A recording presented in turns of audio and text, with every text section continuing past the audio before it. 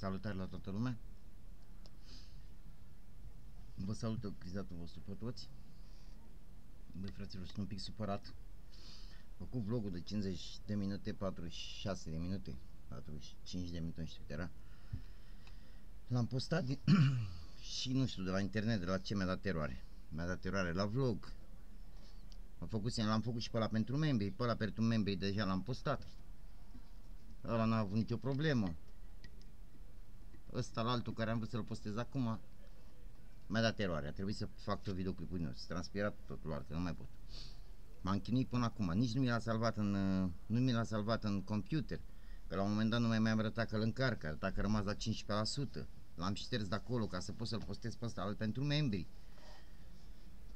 Și mi-a șters tot vlogul, tot ce făcusem. Ce să vă zic, îmi pare rău. Îl fac din nou acum, asta este, o să pot să posteze puțin mai târziu. O să posteze un pic mai târziu și ce să fac, asta este. Ieri n-am putut să postez că tot la fel, din cauza la curent, când ne-au oprit ăștia curentul toată ziua. Am avut toată ziua curentul oprit. Din cauza la că am avut curentul oprit, cum îi spune, nu a mers internetul, nu a mers nimic. Să dați seama, m-am uitat dimineața pe telefon, nici n-am băgat de seama că n-avem curent. Nu mergea internetul. Până seara la 7 nu n-a mers curentul aici. Făcut ăștia niște săpături aici, niște 3 străzi de aici, cum ar veni, n-au avut curent toată ziua. N-a știut nimeni, normal trebuie să anunțe la de-astea, nu? În fine. Ce să vă zic, mi-a șters și vlogul, nu am putut să postez nici vlogul ăla. La membri am postat. Am postat moartea lui Ali, la membri, că s-a întâmplat cu Ali. Ăsta care l-am pus pentru noi, pe public, nu mi-a dat teroare. L-am șters și a trebuit să-l fac din nou tot. Ce să fac, asta este. Ce să zic, vă mulțumesc la toți pentru susținere, pentru vizualizări. Vă mulțumesc la toți pentru like-urile date, că dați like-uri când dați like-uri, la tot, la comentarii, la tot vă mulțumesc. Vă mulțumesc și la abonarea pentru membri și la abonarea pentru canal. Și ce să vă zic, în continuare abonați-vă la canal, pentru că așa vă vine cât mai repede notificări când postez. Și ce să încep vlogul, că după aia ziceți iar că vă iau o grămadă de timp, vă iau din timp, vă iau din... Bă, fraților, deci unde rămâsesem? Rămâsesem că m-am mutat și m-a dus pe secția 3 la Buștei, nu? La 304, da. În fine, am ajuns acolo la 304, m-a băgat în cameră acolo, am dat noroc cu Buștei, am dat noroc cu toții. M-am zis, era Țicu în cameră, Buștei, Ion Buștei, fusese cu mine și la Periculos și Ion Buștei. Mă știam cu el de la Periculos, mâncasem cu el acolo, eram prieteni, ne știam bine. Deci era în cameră Buștei, Ion Buștei, Țicu, frasul lui Cornela lui Văduva, ăia, frații Văduva, care l-au omorât pe sotir, la Colibaș. Așa, era Pardalian, un băiat cu pedeapsă mare. Și mai era cineva în cameră, nu mai știu cine mai erau, că acolo e camere mici pe Rahuba, sunt de 6 persoane camerele, nu? Și mai e de 6 și mai e și de 6 și de 8, nu? Ba da, mi se pare că e și camere cu 4 picioare de pat, nu mai știu sigur. Dar de 6 știu sigur că e. În fine, fraților, mă bag acolo în cameră. Țicu ăsta, frasul lui Văduva, lui Cornel.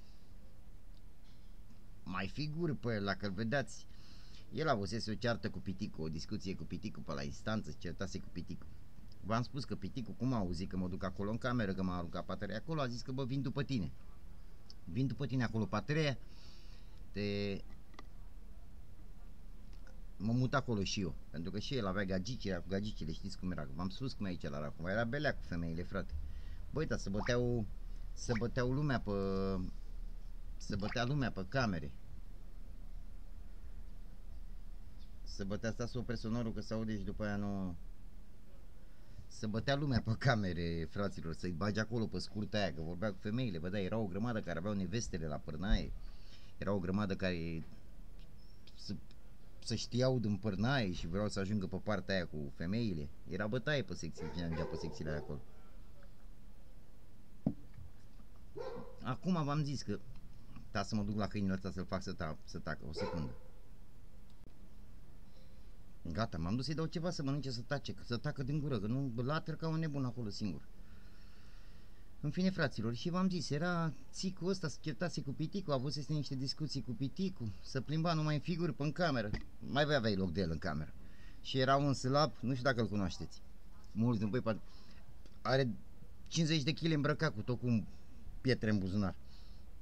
Avea un brici, cum era pe timpurile alea, brici, nu brici de ăștia cum sunt acum briciurile astea cu lame, că sunt ăștia care sunt cu lame de alea de bărbierit, de bagi lama de bărbierit, nu, dar un brici de la bun, adevărat, șmecher. Mai figuri mergea, mai că el în buzunar, îl scotea, făcea numai scheme cu el. Vorbea numai de bătăile lui de la Pârnaie, că el a făcut cu Fraxul, că ei sunt răi, că ei sunt... Acum camera asta când a fost formată unde a fost ei, Țicu și Pardaleni a fost primul în ea, pe Buștei l-a adus după aia pe Ion Buștei și l-a băgat șef de cameră. Eu am ajuns în cameră, m-am suit în geam acolo, doi la vrăjeală cu gagicile pe acolo, trăgea, avea o praștie de aia, se făcea o praștie din mânuși de alea chirurgicale,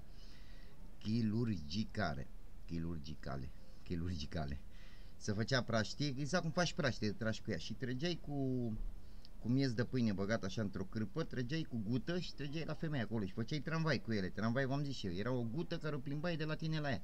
Deci trimiteai țigări, își lua plata de la tine, înțeles cum era atunci. În fine, după aia m-am pus cu ele la vrăjeală un pic în geam, dă-i Caterinca cu ele, venise, v-am spus că venise Părahova, venise Cocalarii, venise Remus, venise Bibi, venise Belmondo, venise Edi Cocalaru, Dumnezeu să-l ierte, venise Strâmbu cu Frasul cu Bălosu, dar i-a băgat pe scurta aia la altă, tot cum e, la pe scurta aia la altă cu fotbalul, acolo nu ce să vezi, nu vezi nimic, vezi câmpul. Și Bibi era nevasta era arestată lui Bibi Cocalaru și vrea și el să vină pe partea asta la femei ca să-i trimeată lui nevasta ce are nevoie, cum să dădea, nu, să-i trimeată țigări cu nevasta sau nevasta de afară care avea copilul cu ea, nu? Are pe fisa cu ea. Și să-i trimeată și ei țigări ce avea nevoie, nu, ce să mai descurca și el pe acolo, nu? Acum, după amiază, vine Cosma, ne scotea la club. La Rahova există un club acolo unde aveau câteva mese de ping-pong, o masă de biliard în clubul acolo și erau fiare, gantere, haltere, de-astea. Și ieșea acolo la club, scotea mai mulți după secție, de exemplu, cum era la noi scurta, scotea, de multe ori ieșeam și noi cu lunga, că ziceam să ne scoată că prietenii noștri, spunea și ăștia, nu? Și ne scotea cu ăștia după lungă, cu Remus, m-a scos cu Remus, cu Bibi, cu toți. Venise prima oară băieții lui Trestian, venise o săptămână înainte de Cocalari, de Remus, de Bibi, veniseră primii ei, aveau cameră deja acolo pe scurtă, ei acolo au stat, acolo pe scurtă aia, pe a treia. Elvis cu Cibi și cu Trestian, frații, amândoi frații. Era copilul al lui Trestian cu ei în cameră. Acum ieșim la club toți. Și ne-am pus acolo la club, la vrăjeală, Caterin, că cu Remus eu mă știu de afară, din Libertate cu Remus, de când umblaie cu Bibi și cu Rași, cu Pungași. Acum era și Bibi acolo, cu Bibi mă știu de la BDD, cu Belmondo de la Minori. Și de cu domne, că să ne facem și noi o cameră aici pe scurtă, să venim toți aici pe scurtă, ne strângem toți. Zice, am vrea să venim aici la 304, unde ești tu. Zic, băi, e și țicul ăla, e și ăla, și ăla. Domne, cum să facem? Dacă nu să ne formăm o cameră aici, să mergem toți în cameră. Și zic, băi, faceți cum vreți, eu vin, nu e problemă. Zic, vine și Piticu, vine și... Da, domne, să formăm o cameră aici, toți. Bine, domne, vorbesc eu cu Cosma, a zis Remus, vorbesc eu cu Cosma să formăm o cameră aici, cu ai noștri. Zic, bine, mă, frate, dar să aprind și luminile alea, că nu se vede bine. Hai, altceva, acum nu se vede mai lumină. Bă, mă oftică, de la 4 am făcut vlogul, de la 4 jumate până pe la 5 am făcut vlogul și m-am chinuit să-l postez o oră jumate și îmi dădea eroare, a trebuit să-l șterg. În fine, m-am ieșit cu ei la club acolo, fraților. Am jucat un ping-pong, am jucat că nu făceam sport atunci, nu le aveam eu cu sportul atunci. Și după aia m-am dus înapoi în cameră. Dând vorbă în vorbă cu Buștei, zic, bă, nene, vrea să vină și ăștia Cocalari, uite aici, vrea să vină și ei aici pe scurtă, nu știu ce. Și ar fi vrut să vină aici cu noi în cameră, dar a zis că dacă suntem mulți, n-are cum să vină, cum vine toți, cum cu tare. Acum ce zice țică ăla? Dom'le, aici în cameră n-are cum să vină nimeni, aici în cameră e camera mea, eu mi-am format camera asta, numai așa vorbeau. Numai de sus, așa, de răutate, aveți, Doamne. Vă dați seama, nu l-am băgat în seama. M-am suit în geam acolo, am stat cu femeile la vrăjeală, pac, dăi. Seara asta, țicul ăsta, ce face? Se duce la cabinet și și-a o folie de diazepam. La cabinet, cum v-am spus, că ieșeai la cabinet și foarte mulți care ieșeau la cabinet de ăștia, care aveau tratamente, că erau foarte mulți deținuți la pedepse mari acolo, care aveau tratamente neuroleptice, adică de-astea, de nebun, vezi, Doamne, știi? Mulți își făceau tratamente de-astea, ca să înțelegeți voi, de-aia vă stau să vă explic, mulți își făceau tratamente de-astea de neuroleptici, de nebuni, ca să ia pastile. Și pastilele le strângeau și le vindeau. Făceau cu tot țiplă de aia, de pastile, țipla de la țigări, cum ar veni asta, știți? Le băga într-o țiplă așa și 10, 15, 20 câte pastile era și le vindea pe câte 2-3 pachete de țigări. Că erau ăștia care erau pastilomane, așa le spunea, nu? Să amețeau cu pastile de-astea. Stăteau numai cheon de la diazepane, carmazepine, levo, o grămadă erau, nu care știu eu că luau pastile de-astea. Am avut și o perioadă când am luat o perioadă pentru că am vrut să mă las de prafurile astea americane și am zis că iau pastile, dar mai rău făceam de la ele, frate. În fine, s-a dus la cabinet, fraților, a vorbit cu Gaborii să-i scoată la cabinet seara și s-a dus la cabinet să-și ia pastile, să drogheze cu pastile de alea. S-a dus pe la cabinet, a venit cu o folie de diazepane, că le mai furi după acolo, dacă nu-i atent aia, mai furi cât o folie, mai nu știu ce, mai luat după la cabinet ăștia cu care mai ieșeau, aveau, că știa și pe ei de frică acolo, majoritatea ăștia, că erau cu pedepse mari și toți ăștia, pe ei știa de frică, pe scurta aia acolo la pedepse mari, pe frații Văduva, pe Țicu și pe Cornel, toată lumea știa de frică, ei făceau legea pe la pedepse mari pe acolo, de când se întâmplase cu mortăciunea cu Sotir, când l-au omorât pe ăla pentru o pereche de papuci, o să vă povestesc și asta, când l-au omorât ei pe Sotir pentru o pereche de papuci.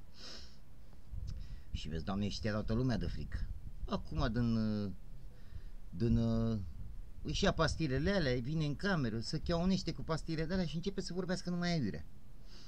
Numai că nu știu ce, că nu știu cum, că el a făcut, că el a drept, când spunea mie de faptele care le-a făcut ei. Acum Pardalian ăla să dă jos din pat, Pardalian ăla fiind prieten și cu el și cu frasul, și îi zice, bă, bagă-te în pat acolo și stai cu minte.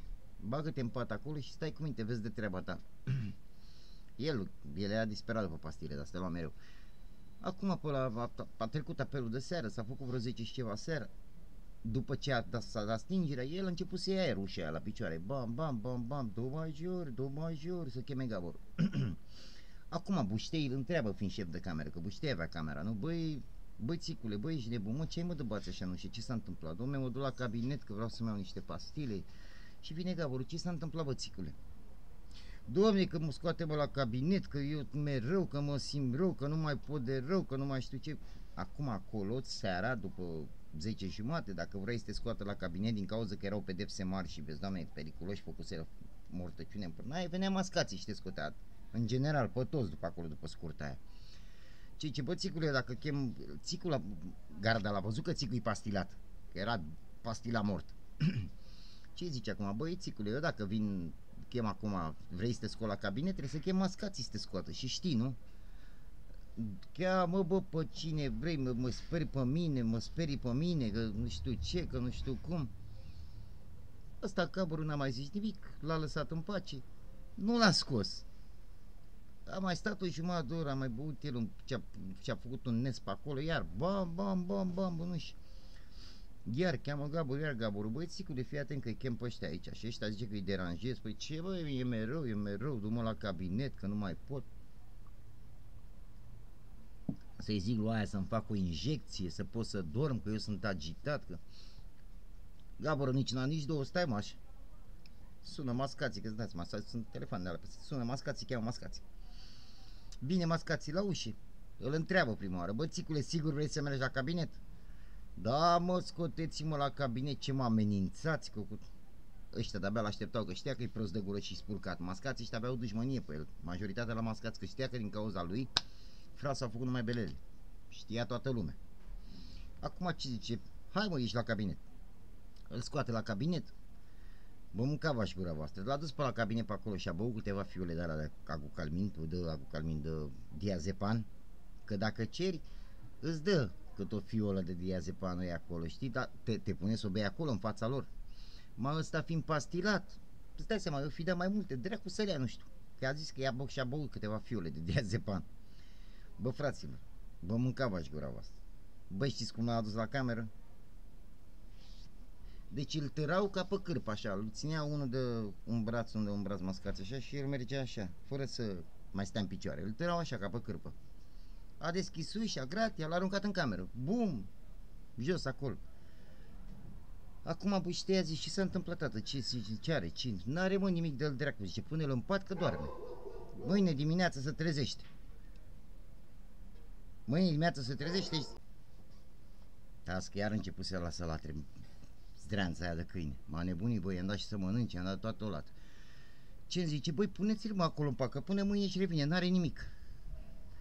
Băi, fraților, l-am luat și eu și, cum îl cheamă, și Pardalian și Buștei, l-am pus în pat acolo. Mă, cum a închis Gaborii ușa? Mascații și cu Gaborii? Ce credeți? S-a ridicat în pat imediat. Zice, i-am zis și noi, bă, ce mă, țiclu, ce-ai pățit, ești bine, m-a spart ăștia cu bătaia, băga mea și făcea mea și în rasa lor, ce înjurai la acolo. Pe mine mă sperie, că m-a amenințat ei de mult că mă bate, în fine. Bă, rupt era, nu putea să stea în picioare. Domne, că eu știu Crizatule, vezi că dacă să nu vină piticul ăla în cameră, că dacă auzi că vine piticul în cameră aici, că eu cu piticul ăla eu fii atent ce spun, că îl tai, că îl fac. Bă, nebunule, vezi mă cu tăiatul, mă, nebunule. Domne, că aici e camera mea, că eu am format camera asta, că... În fine, l-am lăsat să vorbească. Ce zic de-l mă treacu, că e prost, nu? A doua zi dimineață s-a trezit din pastilele alea, un pic s-a dus și eu stăteam cu Buștei acolo la cafea, ne făcusem o cafea cu măsuța noastră acolo, pac. O tablă, jucam o tablă. Mă mai duc până geam el și revenise un pic. Deci băuse o cafea de aia și revenise un pic. Pe la 10 a scos fotbalul, scotea fotbalul, nu? El n-a ieșit afară. El vorbise în camera acolo, în pastilele lui, a vorbit și de Remus, a vorbit și de Bibi, a vorbit că n-are cum să vină aici, că noi facem legea pe scurtă asta aici, nu știu ce, și o fură indiferent cum îi cheamă, cine e, cocalarii ăștia și nu știu ce. Bă, eu n-am zis nici lui Remus, nu i-am zis nici lui Bibi, la niciunul că a vorbit de ei, nu? Bă, da seama, m-am dus la fotbal. Că ăștia și ăștia, și Remus și Bibi, să mai vorbesc cu ei, nu? A venit și Buștei la fotbal și Pardalian ăsta. Și ne-am dus la fotbal acolo, am jucat un tenis de picior, am mai stat cu ăștia la vrăjeală. Remus nu trăgea atunci, Remus nu le avea cu trasul, nu țăr de la. Băi, fraților, era imens, era mare rău. S-a întâlnit și cu antrenorul lui, cu Mircea ăla, că era un antrenor Mircea la un boxior, antrenor de box, s-a întâlnit cu el pe aici și el ne-a zis că, bă, uite, Remus ăsta a fost boxior bun, avea o stângă, zicea el, că când le dădea câte una în fiecare, îi omora pe ăștia, pe adversarii lui. În fine, am ieșit acolo la fotbal, am stat, am jucat cu ei fotbal un pic. Ce-i cerem, domnule, am vorbit, eu am ieșit la comandant, am vorbit și cu Miron Cosma și îl chemăm acum să vorbim toți și am zis să ne formeze o cameră și noi acolo, să stăm și noi, că avem nevestele arestate, să mai vorbim și noi cu ele pe geam și a zis comandantul că să vadă ce face. Acum ce zic acum? Cheamă și tu pe Miron aici, că suntem toți aici și zi lui Miron, bre tată, suntem și noi 7-8 prieteni aici. Poți să vorbești, că am vorbit și noi comandantul, să ne faci și nouă o cameră la toți acolo. Zice, haide mă să-l chemăm. Și îl cheamă acolo pe Miron, ce Miron, da domnule, las că vă ajut, vorbesc cu comandantul și vă fac o cameră cu voi acolo, că știa că au nevestele la Părnaie, că erau nevestele lor arestate. Sorsa lui Edi Cocalaru era și arestat acolo. Ce așa, ținem și noi legătura cu ele, le mai trimitem și noi ce are nevoie. Acum, ce credeți? Plecăm la cameră, venim la cameră, că mă întorc de la cameră, pe cine credeți că găsesc în cameră, mâncați? În geam, vorbea, deci urla, auzea toată secția, mâncați, și pe piticul. Îl băgase pe piticul în cameră. Era cel mai fericit, voi. Cel mai fericit. Era în geam acolo, el vorbea. Țicu să băgase în pat, ori să făcea că doarme, ori dormea adevărat, nu știu, că posibil să fi dormit de la pastilele alea, să nu mai audă, nu? Acum să dă jos piticul, vorbește cu noi, ce faceți, domnule, mamă, cum e aici, ce bine e aici, faci, și stai toată noaptea în geam, scrii cu astea, faci. Și bă, piticule, aici nu e camere, cum știi tu, aici e camere de pedepse mare, aici lumea târziu doarme, nu poți să țipi cum vrei tu, nu? Ce mă interesează pe mine, mă, eu, ce pula mea mă interesează, ce bine. Bă, fraților, după amiază, vine masa, totul bine, se trezește strigoiul ăla de Țicu. Că zice că e strigoi, fraților, nu mă înjur, dar zici că e strigoi adevărat. Îl vede pe piticul în geam. Ce zici, mă, piticule, zice. Piticul, ce să zic, bă, Țicule, bine, tu? Ce să zic, bă, dar știi că noi am avut o discuție, dă-le, bă, dracu de discuții, piticul să planeze, să nu se certe cu el, ai înțeles că el dea șmecherie acolo, nu, să nu îl mute de aici, să nu... Dă-le, mă, dracu de discuții, Țicule, că asta este, la părnaie te mai cerți, mai te înjuri, mai...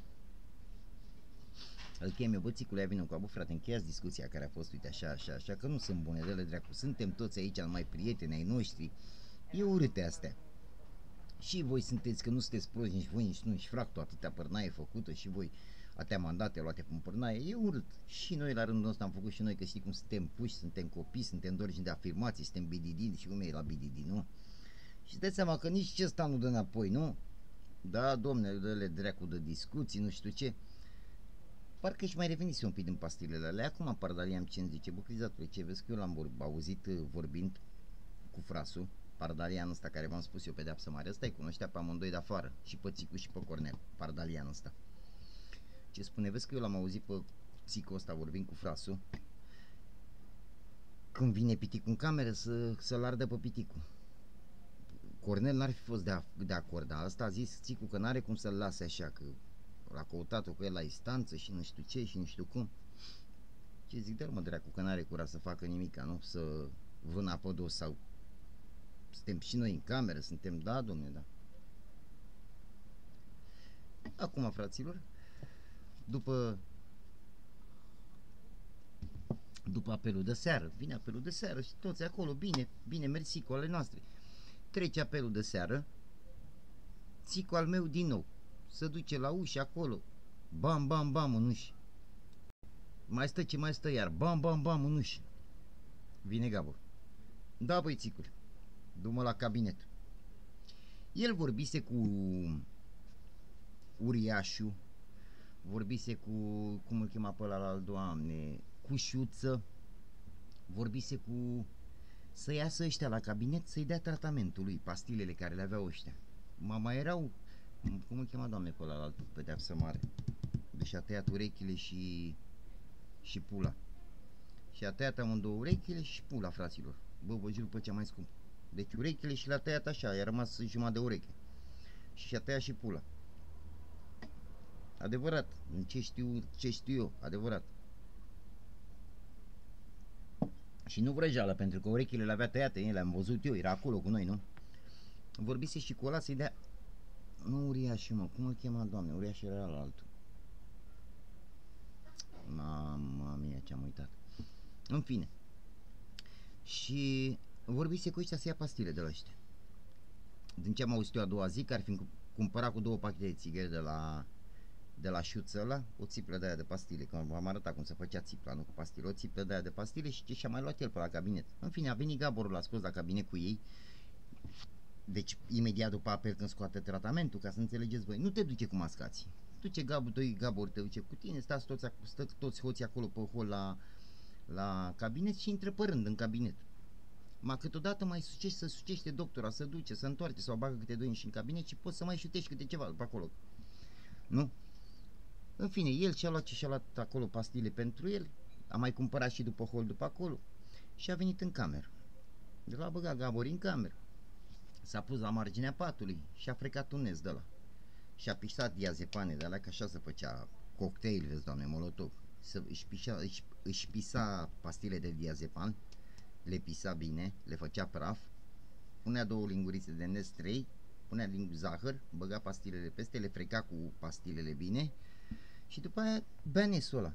Știi cum te făcea? Te cheaunea, te zăpăcea, numai...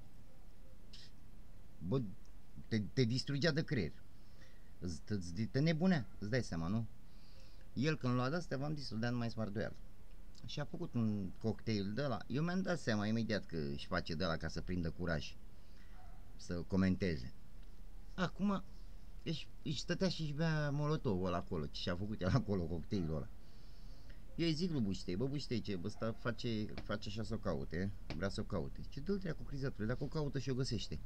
Am uitat să vă spun, atunci în ziua aia l-a scos frasul la club, astăzi cum ar veni, l-a scos frasul la club și i-a luat briciul ăla bun. Nu știu, că fi avut la nevoie de el să facă ceva, nu știu, că nu mai avea briciu. Și avea o sulă, un fier de la striat așa subțire, băgat într-o coadă de lemn, făcută sulă. Și își bea molotovul ăla ce-și face el acolo și se duce în baie. Și ascuțea sula aia pe ciment la baie. Bam, bam, bam, bam, bam, bam. Acum intru în baie, mă duc la baie să mă piși și când îl văd cu sula aia. Cheaon. Ce zic, bă, țicule, ce faci mă cu aia? Pss, domne, eu nu stau fără briceac, că nu știu ce, că nu știu cum, că mi-a luat frate-miu briciu și eu nu stau fără briceac. Și ce teacă faci mă cu fierul ăla, că ăla nu intră, ăla nu e bun. Pa, ce, domne, dacă știi să-l faci ăsta, știi cum e? Bombă. Zic, bravo, și pentru cine îl faci, mă, țicule? Pentru nimeni, domne, să-l am așa, că eu fără briceac n-am o mână, nu pot să, nu, zic, bine, mă. Am ieșit din baie, m-am dus acolo, pe pat la mine acolo, vorbeam cu Buștea ăsta și ascute sula în baie. Zice, sigur are ceva în cap. Zice, Pardalian ce îmi zice, fii atent, crizatul, ai grijă cu ăsta, că să moară să înjură Pardalian acolo, dacă nu, dă de moarte, fraierul nu știe să dea. Și zic, da, o lasă-l dracu în starea care e, că de-abia mai mergea, mai se ținea pe picioare, dă cu aia el, nu să dea. Ma, îți dai seama, știi, n-ai tu să știi, nebun, nu? Acum, fraților, iese de acolo din baia aia și tot își mai lua câte două, ziceai că e curcan. Bă, ziceați că e curcan și cum le înghițea, dar îl vedeam, le lua să-l vedem că ia. La un moment dat se ridică în picioare și începe să meargă pe interval așa, pac, pac, pac, și începea să înjure, ma n-a înjurat nu înjura cu nume. Deci nu înjura, de exemplu, bă, să-mi bag, să-mi fac în voi, în alea, nu, înjura, băga mea și făcea mea, știu eu, domne, fac eu, domne. Nu a băgat nimeni în seamă, nu? Era să făcuse vreo 10 jumate, piti cu un geam cu femeile lui acolo. Eu tot la fel, mai duceam până geam pe acolo, mai făceam caterincă cu ea. Până la 11, 12, te bagi în pat, pentru că lumea în cameră, cum era Pardalian, cum era Buștei, vrea să doarmă, frate, nu, care n-aveau treabă cu femeile, n-aveau treabă cu... Normal, nu poți să ții oamenii treci că ții tu în geam și vorbești tu cu femeile, nu aveai cum. Ma ăștia, v-am zis, și inventaseră o metodă și aveau câte o lanternă de aia făcută sau laser și scriau cu mâna așa, știi? A, B, C, D, așa scriau, știau alfabetul așa și scriau așa cu mâna. Bă, vă jur, nu vă mint cu nimic, e? Așa scriau, cu mâna, ca să nu înțeleagă alții sau să nu țipe să audă lumea, știi? Și își punea cu oricât o veoză lângă geam ăștia care vorbeau toată noaptea pe geam, că noaptea aia se dezbrăca în geam, i arăta țâțile, i arăta... Da, îl păcălea pe oameni acolo, fiecare, ca și libertate, nu cum le prostește asta de ia banii la bogați, la ăștia care, că tot vagabontă de asta arată bine și... Nu, cum se face? Acum, fraților, ne-am dat jos din geam toți, ne-am băgat în paturi, ăla în pat acolo în jura, băga mea și făcea mea și acum ce zice Pardalianul ăsta? Băi, țicule, bă, frate meu, gata mă, frate meu, că vrea și lumea să doarmă. Bă, tu îmi zici mie ce să fac în camera mea, mă, că să moară, să facă, dacă nu eu fac, eu dreg, eu nu știu. Se ridică în picioare, mâncați și acum să dă și Buștei jos, să dă și Pardalian jos, bă, nine, bă, culcă-te mă acolo, vezi treaba ta, ești nebun. Îl ia, îl bagă în pat acolo, nu știu ce, a stat el 50 minute acolo, l-a luat somn. Ne-am pus și ne-am culcat toți. Dimineață ne trezim, el dormea de la pastilele la rupt. Pardalian nu v-am spus, avea un castofon. Avea un castofon și asculta numai melodii, avea numai casete de-astea, cu Marin Doru, cu Roșioru, lăutari de ăștia vechi.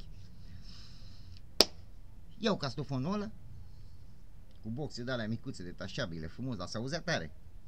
Iau castofonul ăla, te în gură, de țipă noi până treci, până la 2 noaptea, că vorbești, stai așa, acum vrei să dormi, eh? Stai că are crizatul grijă de tine. Am pus castofonul ăla în geam, fraților, la femei. Avea și microfon de la de dea dedicații. Bă, vă jur că avea microfon de la de dea dedicații. Acum iau castofonul ăla, bă, n-am dat dedicații. Iau castofonul ăla, bag pe Marin Doru, melodic de alea zejale, de supărare. Și dau drumul la maxim. Îl aud când vorbărăsea, bă, s-auzea acolo ce zice. Eu cu alea la vrăjeală în geam cu piticul, ce zic, să vezi ce foc fraierul că se trezește. Se trezește din somn, să dă el jos. Să duce la baie, să spală și mai revenise din pastilele alea, nu? Era cât de cât era mai conștient. Ce? Dați o secundă. Gata, fraților, mă scuzați, am închis cancelul. Mă scuzați, fraților. Acum ce și mai revenise din pastilele alea. S-a dat el jos din pas, s-a dus la baie și s-a spălat pe ochi și a revenit un pic și făcuse un nez de ăla. S-a pus la marginea patului așa, eu mă dau jos de acolo, pac, mă pun și eu lângă, la marginea patului acolo lângă Ion și vorbeam cu Ion, cu Buștei.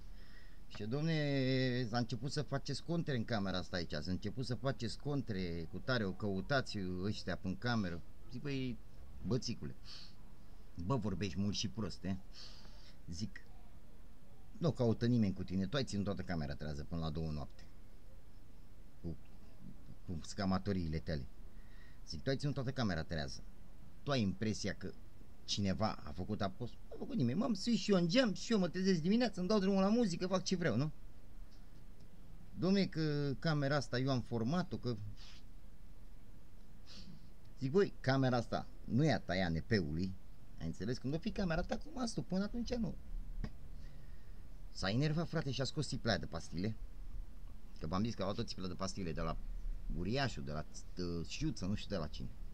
Bă, și-a luat un pumn de pastile, mâncava și gura voastră. Mă dau un pumn de pastile, ești nebun? A stat, îți dai seama, v-a luat pastile, a luat fama pastilele, le mâncați și.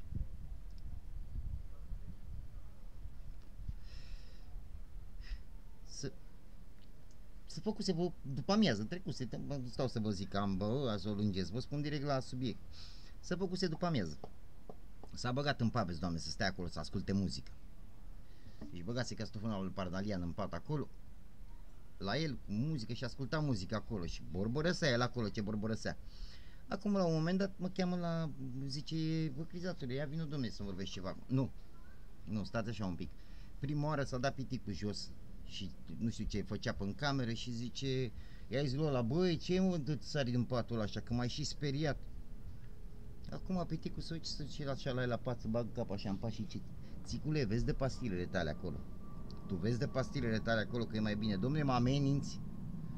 Nu te amenință, mă, nimeni. Ți-am zis, vezi de pastilele tale acolo. Mie nu spui ce să fac în cameră. Fac să... Eu mă dau de-n pat și merg ca pisica pe-n cameră. Cum adică? Nu înțeleg. N-am mai zis nimica. La un moment dat mai stă și îmi zice mie, Crizatul, ia vină, dom'le, un pic să stăm de vorbă. Eram eu, Pardalian, stăteam cu Buștie la table, la cafea, la Caterinca acolo, stăteam toți trei. Ce Pardalian, Crizatul, ai grijă că ăla e prost nepastilat, hă? Îmi iau briceagul și mi-l bag în buzunar. Am bag briceagul în buzunar. Mă duc și mă pun acolo pe marginea patului. El se ridică în cur, să pune în cur așa, ca și cum turcește, cum ar veni, știți? Să pune turcește, spune picioarele așa și scoate sula aia, ai înțeles? Băi, fraților, deci nu vă jur cu nimica. Băi, nu mai putea să vorbească, nu înțelegeai ce vorbește. Deci era în așa hal că nu putea nici să stea așa în cur. Așa vorbea. Acum mai zic, zi, bă, țicule. Băi, Crizatule, că eu sunt făptaș, că eu am făcut, că eu am drept. Și îmi făcea cu sula aia așa pe-n față, așa, știi? Că ce zici, dacă dau cu asta intră, că dacă ți-aduce aminte că mi-ai zis că nu intră sula asta. Eu mi-am dat seama că are, zic, bă, stau ca prostul aici, îi dau și curaj. Eu în capul meu, nu? Îi dau și curaj să dea cu sula aia. N-avea forță să dea, că era distrus, v-am spus. Și dacă dădea, nu poate să-ți dea în gât, ferească Dumnezeu, în ochi, undeva, nu? Și când îl văd că vine cu sula aia mai aproape de fața mea, așa, bă, mâncava-și gurița voastră, când îi bag un pot de palmă așa aici în barbă, a sărit și sula de mână și tot. I-am luat sula aia, am aruncat-o jos pe gămea și...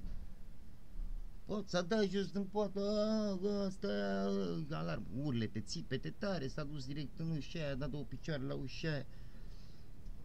Vine Gabor, nu? Îți dai seama, Pardalianele îl ținea, stai mă cu minte, te dracu de aici, vei ce hal ești, stai dracu cu minte că te omoară lumea pe aici, pastilatul, dracu. Bă, mâncava-și gura voastră, n-avea ce dracu, pe cine să-l tăiai, pe cine să tai, n-aveam pe cine să tai, nici să-l bați nu puteai, i-am dat un pot de palmă așa. Acum, vine Gabor. Și ce spune la Gabor? Băi, mutei mă pe ăștia de aici, că au sărit pe mine să mă omoare, că au sărit mai mulți, că cu tare, că au cuțite, că... Gabor l-a văzut în starea care era, știa că ieșise pe la cabinet, nu știu cum, mânca pastile de câteva zile în continuu. Gabor ce stai mă așa, îl cheamă pe Gabor Oral, deschide ușa, zice sună, mă cheamă mascați. Cheamă mascați, cu grilajul, cu ușa deschisă și el era în grilaj așa, cu grilajul închis. Vine mascați, îl scoate afară pe hol. Îl cheamă pe Buștei, că Buștei era reprezentantul de cameră, nu? Ce îi zice? Băi Buștei, ce s-a întâmplat?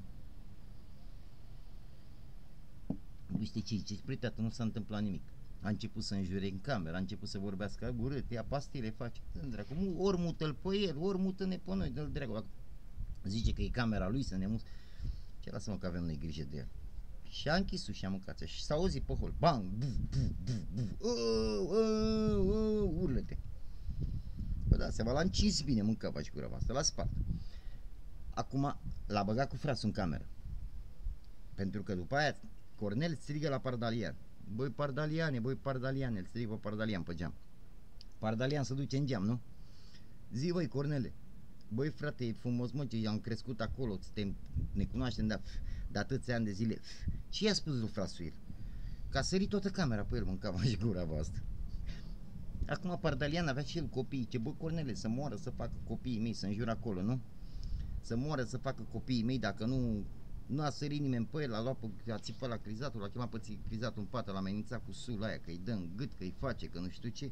Și el i-a dat o palmă.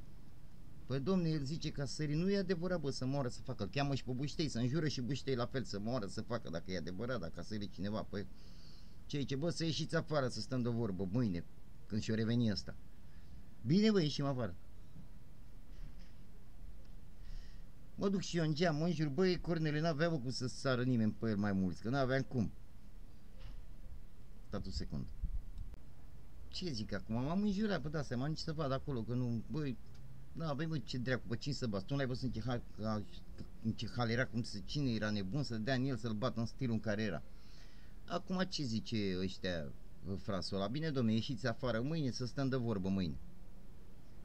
Bine. În fine, a trecut astea a doua zi dimineață. Mă îmbrac și eu și piticul. Să îmbracă și Buștei și ieșim la aer. N-ai să ieșim afară, nu? Ieșim la aer. Camera lui nu iese. Camera lui Cornel. Acum când am stat la aer, am jucat un tenis cu ea de picior, cu Buștei, ne-am plimbat pe acolo, am vorbit și cu ăștia, că ne-a întrebat aia, cum s-a întâmplat, dom'le, ce s-a întâmplat? Dom'le, că ăla-i de belea, că caută numai belele, țicul ăla, că și pe frasul o să-l nenorocească, o să-l tărmână pe viață în pușcărie. Ne întoarcem la cameră, fraților, nu? Ne întoarcem la cameră. Eu mă duc până la el, la vizită acolo, la Țicu și la Cornel. Deschid vizeta și zi lui Cornel, bă, frate, noi am ieșit afară să stăm de vorbă, da? Dom'le, că am dormit, că am stat aseară, că avea și el pe una Marinela acolo, ăsta Țicu. Cornel, nu Țicu, Cornel. Avea pe una Marinela care vorbea cu ea, s-au cununat după aia în pușcărie acolo, știu eu. Sigur. Și zic, de ce nu, dom'le, că am stat până târziu aseară, nu ne-am trezit, lasă că vorbim noi cu tare. Mi-a zis și garda că așa e, că n-am să... Bine, mă întorc la cameră, când ne bagă în cameră? La vreo jumătate de oră după aia îl bagă pe copil bătrân. Ce faci, mă, copil bătrân? Ce să fac, dom'le? Uite, m-a adus aici. Băi, mâncava și gura voastră. L-a adus dacă avea pereche jegoase de bermude, jegoase pe el, murdare de căcat la cursă, mă scuzați că zic. Că era zdrean, rău, jegos rău. Îl adusese după restrictivă. Îl băgase direct după restrictivă la noi în cameră, pentru că îl tăiase pe buric. pe față, la curtea de aer pe 6. S-au certat și l-a tăiat pe ăla pe față și i-a dat 6 luni de restrictiv. Făcuse 6 luni de restrictivă și l-a adus cu noi în cameră. Bă, mâncava și gura voastră. Băi, ce credeți? Avea saltea de aia la magazin, saltea de aia bună, ca să nu... civilă, cum ar veni vorba, saltea relaxă de aia, cum e. O avea cu el, mâncava și gura voastră. Și-a luat salteaua și-a băgat, i-am vândut-o pe țigări după aia, că de jos de râs. S-a trezit pe saltea de aia normală, i-am luat salteaua și i-am vândut-o pe țigări. A nebunit copil bătrân. Bă, frații mei, hai că vă zic în următorul vlog ieșim la aer și ne batem cu ăștia. Nu ne batem, ne certăm cu ei la aer, că n-a ieșit bătaie. A ieșit decât o discuție, așa o să vedeți. Să bagă și Maria Milionarul, să bagă mai mulți în discuția aia. Este și copil bătrân. A făcut un pic, a ieșit ceva, dar nu. Și după aia vine Cocalari în cameră. Hai, vă pupă crizatul vostru, vă pup, vă las să vă trăiască familia. V-am zis, am mai făcut un vlog, la fel ca asta, același vlog, numai că l-am mai făcut odată, pentru că nu mi-a mers internetul, mâncavaș. Nu știu de ce n-a mers, nu mi l-a postat, m-am mai putut de nervi, am stat o oră și ceva să-l postez. Băi, nu uitați să dați abonare la canal, ca să când vă vine vlogul următor, imediat vă anunță. Și vă dați seama că voi și eu, că vă abonați la canal, voi și eu lăsați comentarii, dați și voi un like, că nu costă nimic, fraților, e gratis, e? Și am și o altă tragere de inimă să fac poveștile, nu? Hai, vă pupă grizatul vostru, vă mulțumesc la toți pentru vizualizări, pentru like-uri, pentru comentarii, care lăsați comentarii și ne vedem la următorul vlog. Vă pupă grizatul vostru.